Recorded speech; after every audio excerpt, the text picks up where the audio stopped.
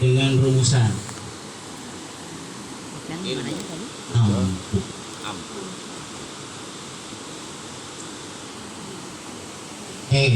Dalam koropaknya ditulis gini, hirupugu rumusan ampuh.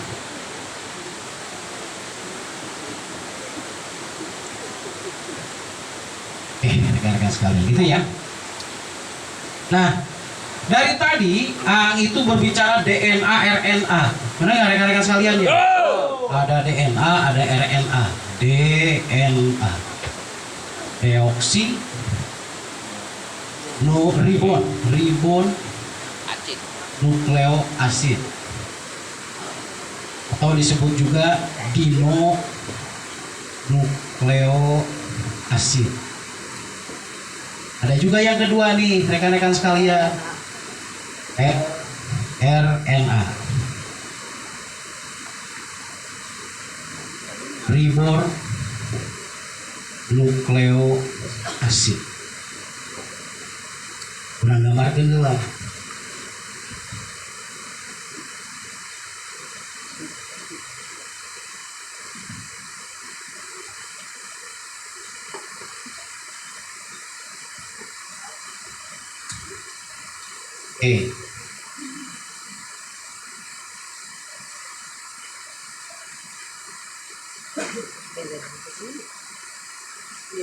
Ada kromosom X, ada kromosom Y.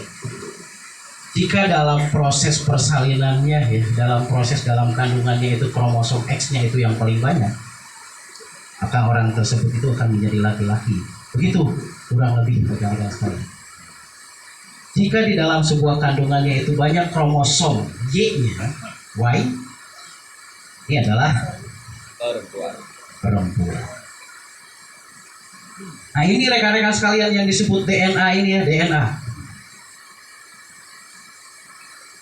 Jadi wadah, disebut aja wadah, bener nggak? Sifat asal. Jadi lamun misalkan imahna, eta DNA, jero imahna, eta RNA gitu. Oke, bisa dipahami ya? Ya. Kayak mangkok. Nah, eta DNA. Di jero mangkok aya da angeun naon tah eta RNA. Apa ya? Ya. Clear ya. Nah, rekan-rekan sekalian, di dalam DNA ini terdapat RNA.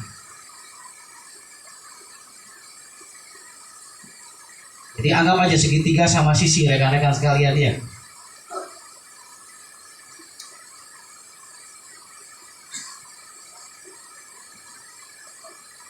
Anggap ini sama nih.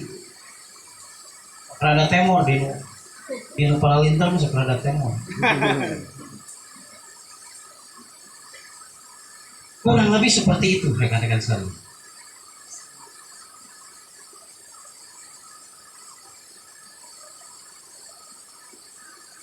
Gitu ya. Kenapa harus seperti ini? Sifat DNA itu akan selalu mencari-cari. Bedanya nih, DNA ya, DNA nih, wadah. Akan mencari-cari sifatnya yang sejenis. Sementara DNA itu, rekan-rekan sekalian, itu diturunkan dari orang tua kita. Dari semenjak Nabi Adam, tolong gitu, garis nanti kuku. Jelas ya rekan-rekan sekalian ya. Jadi DNA itu akan selalu mencari-cari yang sejenis gelombangnya. Termasuk kalau manusia akan selalu didekatkan dengan DNA yang sama. Bisa sedikit ke saya? Bisa. Jadi lamun kunaon urang teh di dieu tah urang teh sarua DNA-na rekan-rekan sekalian. Sifat DNA-nya sama. Makanya DNA itu nggak bisa dibohongin. Contoh, seseorang pernah ke narkoba 10 tahun ke hari, kan narkoba sekarang 10 hari udah bisa clear ya. Dengan pengobatan bisa clear. Orang tersebut pernah kena morfin. Itu cenah aya mah tercan pernah cenah gitu. Cokot ke DNA hijikeun ting morfin da liur. Sia maneh geus ke morfin. Makanya ada yang diambil rambutnya kemudian digabungin dengan zatnya liur. Oh, berarti benar kamu teh itu. Makanya DNA mah tidak akan pernah bisa dibohongin. Acan itu saya begitu. Nah itulah rekan-rekan sekalian yang setiap hari, setiap detik, setiap malam bahwa DNA itu selalu dipiralisasi, di spektrum ke bulan, distorkan rekan-rekan sekalian. Kan setiap hari kita apoptosis sebenarnya berganti sel. Nah yang ajang sekarang bukan yang ajang besok, kecuali otak dan jantungnya. Benar nggak? Setiap hari kita apoptosis dari jam 1 malam sampai dengan jam 1 pagi dengan sampai dengan jam 3 pagi. Dari jam 11 malam sampai dengan jam 3 pagi. Ada peleburan sel dulu, setelah itu ada pertumbuhan sel, itu namanya apoptosis. Apoptosis itu ada katabolisme, ada anabolisme. Katabolisme itu penghancuran dulu.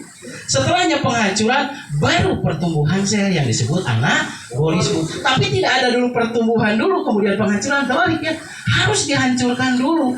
Maka setelahnya itu baru ada pertumbuhan sel. Oke ya, bisa dipahami rekan-rekan sekalian. Jadi tiap hari organ seluruh nih di dalam tubuh kita itu berganti menjadi sel baru, menjadi holkon jadidah, menjadi holkon jadid, menjadi makhluk baru rekan-rekan sekalian. Kemana sel kita dirotasi rekan-rekan sekalian, diputar menjadi senyawa eter dan disimpan di bulan, di orbitasi bulan. Sehingga jangan aneh ketika ada di bulan, ayah suara yang ajeng, ayah suara sah gitu loh. Jangan aneh rekan-rekan sekalian, karena orbitasi bulan itu sebagai recorder, sebagai perekam kita dari detik, dari second ke second, dari mulai kita hidup sampai dengan kita berakhir kehidupan kita. Mau bisa nggak bohong, ada DNA lagi di dinya. Oke. Bisa dipahami rekan-rekan sekaliannya satu persatu ya. Oke. Itu DNA berarti kita di sini bukan kebetulan, bukan benar? Betul, kita didekatkan di sini atas satu prinsip yang sama, bahwa kita mau hidup dan menghidupi orang lain, bahwa kita harus kuat dan harus besar rekan-rekan sekalian. Oke. Yang kedua nih, DNA kita udah benar-benar jadi pemenang. Sperma yang paling kuat, ovum yang paling kuat, sehingga terjadi konsepsi. Konsepsi itu adalah pertemuan antara ovum dan sperma, sehingga terbentuklah zigot, benar nggak? Nah itu disebut konsepsi, pertemuan. Sperma yang kuat, ovum yang kuat, jadi pertemuan. Oke, nah rekan-rekan sekalian, kita itu sudah ditakdirkan dari awal itu jadi pemenang. Kita akan mempunyai ilmu yang kuat, dan kita juga akan ada pendukung yang kuat. Sebodoh-bodohnya manusia, maka manusia tersebut akan ada yang mendukung 1000 orang. Apalagi yang pintar, karena rekan-rekan sekalian. Oh, malah lu pintar, kalau rekan-rekan sekalian, benar nggak? Amin ya rabbal alamin. Oke, nah itu sifat yang mutlak dan absolut, setiap orang pasti. Benar nggak? Innal insana fi ahsani taqwim. Pangsampurna makhluk hidup. Mana nggak rekan? Lain makhluk mati, makhluk hidup. Oke. Nah, tetapi dalam perjalanannya, rekan-rekan sekalian, ada yang berhasil, ada yang belum berhasil. Ada ayah anu tegak, ayah anu melanoy. Ayah anu kawas bulan, ayah anu kawas cap bintang 11. Gitu. Jadi di mana-mana teh kerong.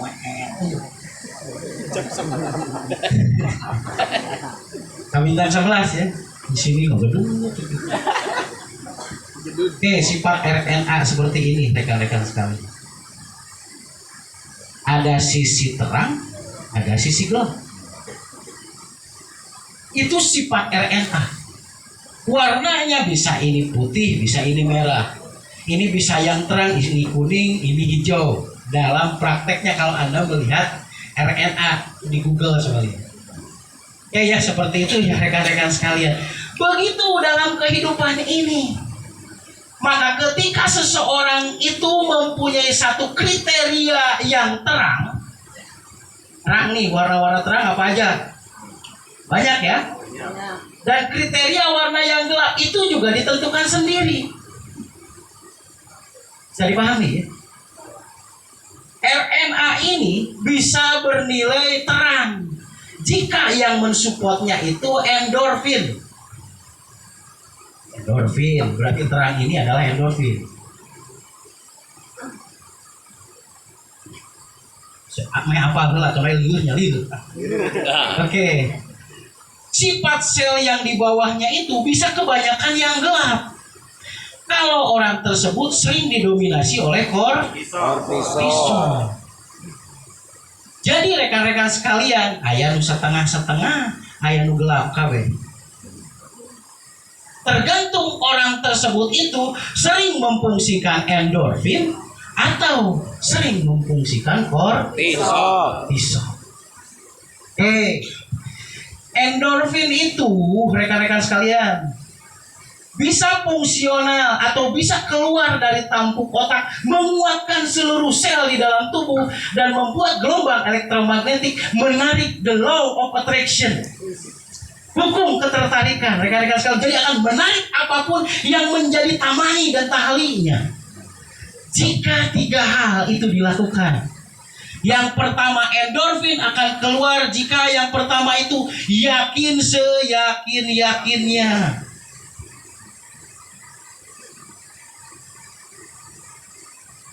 Yang kedua,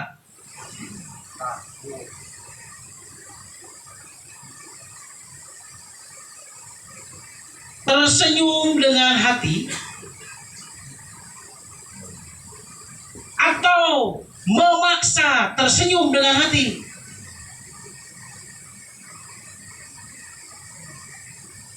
Cek angma tadi, aya nu pura-pura, aya nu nyaan. Dua-duanya juga bisa memfungsikan yang namanya endorfin. Senyumnya harus dua-duanya, jangan sebelahan gitu. Sampai aja ya, gitu. Ada yang di sebelah kali. Ada yang seperti itu nggak? Nah, hati-hati kalau yang fungsinya sebelah, pastilah senyumnya sebelah. Gitu. Nah itu tidak akan pernah memfungsikan endorfin. Tapi paling itu, kebayang nggak? Ada 3 minus banget.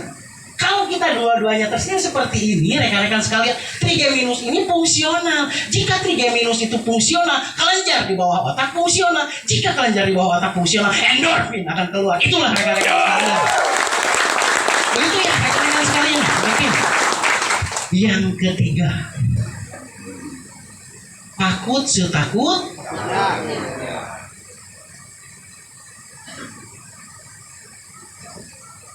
Saya tidak menyarankan yang ketiga ini, saya tidak sarankan. Saya sarankan rekan-rekan sekalian di 2 ini. Takut setakut-takutnya, contoh Ibu Heni kerjaan lulus produk can arasup duitna. Jaman yang dicarekan wae kudu kerja gitu. Eta aya gogo. Udah ngajelang ngatus kebayang. Padahal itu salah satunya endorfin rekan-rekan. Padahal tenaga oge sapu beusina loket dikitukeun tenaga garingnya. Karunya bari nyerucun. Jong dicarekan di kustokis. Misal, tapi kan nunggu kayak gitu. Di gogo kita payu, kita ada selumpat lampetnya enggak? Pernah nggak rekan-rekan sekalian merasakan seperti itu? Nah itu endorfin sedang bereaksi. Makanya rekan-rekan sekalian, saya tidak menyarankan rekan-rekan sekalian fungsi endorfinnya itu dengan takut setakut-takutnya. Oke. Kalau kortisol jelas rekan-rekan sekalian, seseorang larut dalam kesedihannya, seseorang larut dalam ketakutannya, seseorang larut dalam kemarahannya, seseorang larut dalam kekecewaannya, seseorang larut ke dalam kurang percaya dirinya. Kebayang nggak? Cok bintang 11 terus, nah ada genetik nate RNA nate hidung kabeh. Palingan masa depan hidup. Benar ya rekan-rekan sekalian. Tapi rekan-rekan sekalian, kita pastikan bahwa kita mempunyai RNA yang cerah. Oke. Itu berbicara dulu ya. Oke. Bahwa kodrat kita di sini, kita bukan orang biasa-biasa. Cabut nyawa saya rekan-rekan sekalian. Kalau rekan-rekan sekalian itu orang biasa-biasa saja, sekarang detik ini ya Allah cabut nyawa saya. Kalau rekan-rekan sekalian orang-orang yang biasa-biasa aja. Rekan-rekan sekalian orang-orang yang luar biasa. Tinggal kita memaknai bahwa kita pasti bisa. Itu rekan-rekan sekalian. Baru itu adalah RNA yang juara. Oke. Berbicara resesi ya. Resesi mana? Resesi sekarang teh migas atau resesi ekonomi. Bahkan yang akan kita hadapi itu resesi pangan. Katanya benar nggak? Tapi di sebagian negara itu sudah terjadi loh. Sudah. Oke. Kita maknai dulu. Bahwa dulu khairu qarnin qarni. Khairu qarnun qarni wa qarnun min ba'di. Kata Rasulullah, rekan-rekan sekalian, seindah-indahnya zaman adalah zamanku. Wa qarnun min ba'di, dan akan ada lagi satu zaman setelahku yang sama indahnya itu sama dan sebagian. Itulah Madinatul Munawwarah dulu. Tapi setelahnya Madinatul Munawwarah tenggelam sudah ada loh yang seindah zaman Rasulullah. Belum, rekan-rekan sekalian. Karena Rasulullah mengatakan hilafatu ba'din salasuna sanatan wa ba'daha mulkan adudah. Kekhalifahanku hanya berlangsung 30 tahun setelahku, dan selanjutnya berbentuk mulkan atau monarki, atau semua itu berporos pada raja, katanya seperti itu. Rekan-rekan sekalian, mari kita pahami ini. Kalau dulu anggap bahwa zaman Rasulullah itu adalah zaman nubuwah ya. Oke, ini menjadi garis besar. Khairu qarnin qarni. Berarti seindah-indahnya zaman ini ya. Oke. Ada 5 periodisasi rekan-rekan sekalian yang akan kembali lagi kepada zaman ini. Kita lihat rekan-rekan sekalian. Apa sudah sampai atau belum? Gitu. Oke. Setelah 30 tahun Rasulullah Shallallahu Alaihi Wasallam itu apa? Maka terjadi yang namanya mulkan adudan. Jadi bentuk pemerintahan itu yang tadinya khilafah, rekan-rekan sekalian, menjadi raja. Oke, berarti kita tulis dulu ya. Khalifah, berarti ya gitu ya.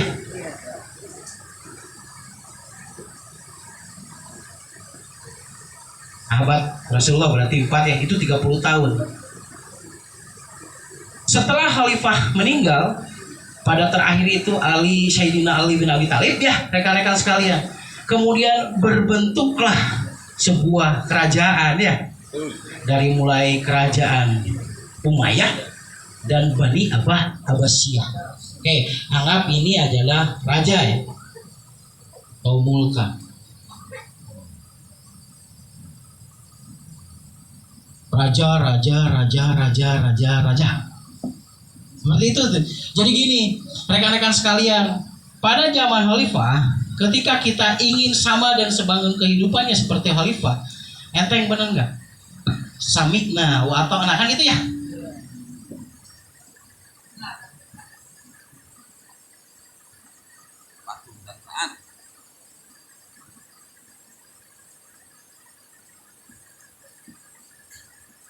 Samikna wa ata'na. Asal kita mau dan kita juga melakukan apa? Asal kita tahu ya. Kita mau tahu dan kita mau melakukan apa yang kita tahu.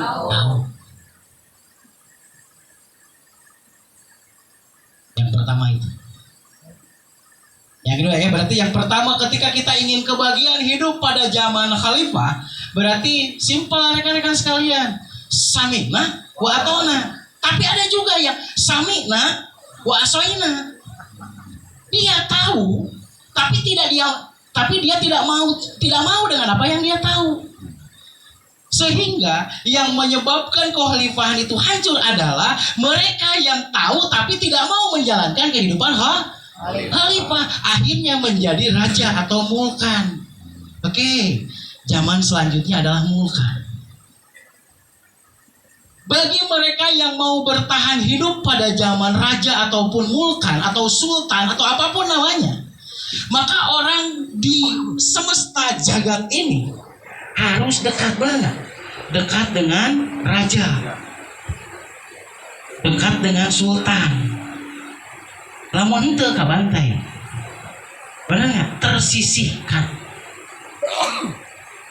Lama itu raja, sultan dan lain sebagainya. Yang ketiga, ada yang disebut zaman feodalisme.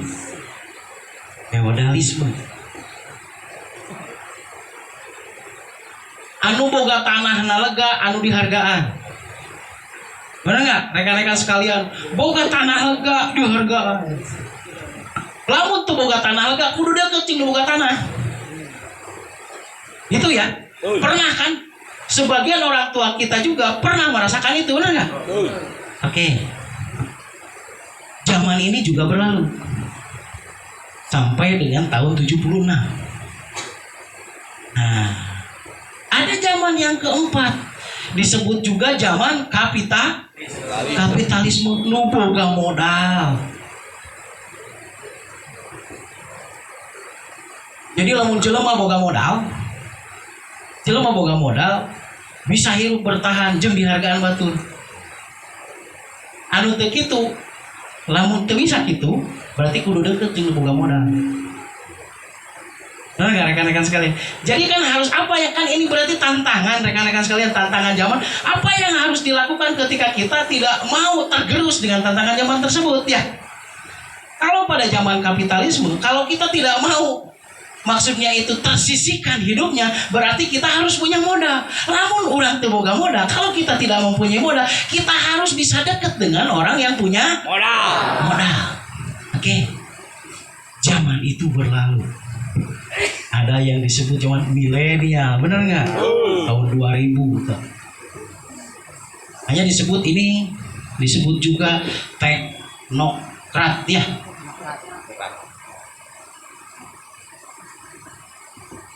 Atau disebut juga milenial.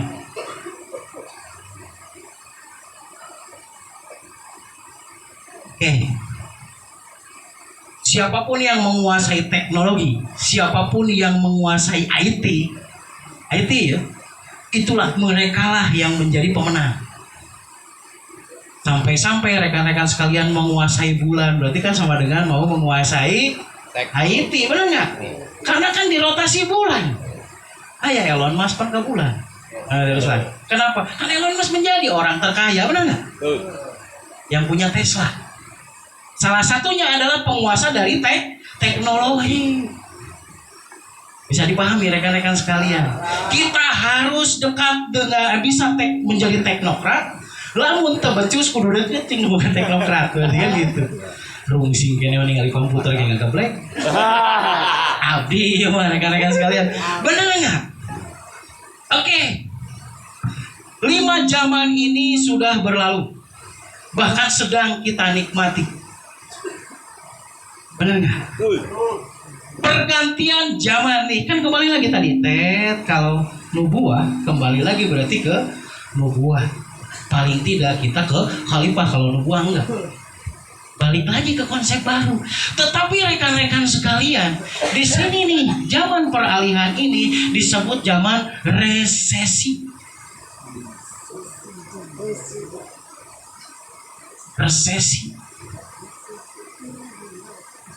Jadi raja geus kurang payu. Jadi feodalis kurang payu deui wae. Kapitalis kurang payu deui wae. Jadi teknokrat geus teu dihargaan. Bayang rekan-rekan sekalian. Hanya ada 2 kriteria. Satu kata, 2 kriteria. Yang akan Allah selamatkan bagi mereka. Kebahagiaan di mana-mana wae ge hirupna teh. Hanya ada dua. Yang pertama, rekan, resesi ini pasti menimpa setiap orang. Pasti menimpa setiap orang. Bagi mereka-mereka yang tidak melakukan persiapan. Tetapi bagi mereka yang melakukan persiapan, ini semua akan terlewati. Tapi syaratnya satu kata dua makna. Oke. Jalan keluarnya itu adalah rada bucin cinta. Cinta. Isinya dua, rekan-rekan.